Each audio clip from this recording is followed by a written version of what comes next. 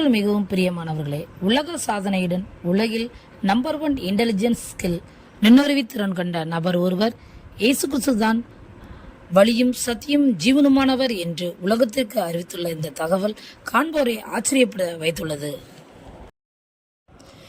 உலகின் நம்பர் 1 நுண்ணறிவு திறன் கொண்டவர் தான் தென்கொரியா நாட்டை சேர்ந்த யங் ஹூன் கிம்.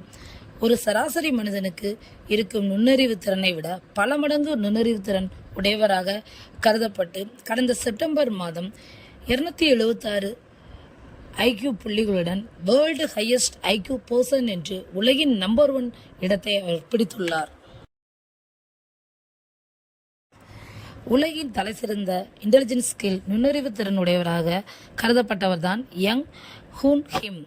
சில தினங்களுக்கு முன்பு இயேசு கிறிஸ்துவே மெய்யான தெய்வம், இயேசுவே வழியும் சத்தியும் ஜீவனமானவர் என்று தன் ஃபேஸ்புக் பக்கத்தில் பகிர்ந்து கொண்டு தேவனை மகிமைப்படுத்தியுள்ளார். தற்பொழுது இந்த தகவலானது உலகம் முழுவதும் மிகவும் வைரலாகி வருகிறது.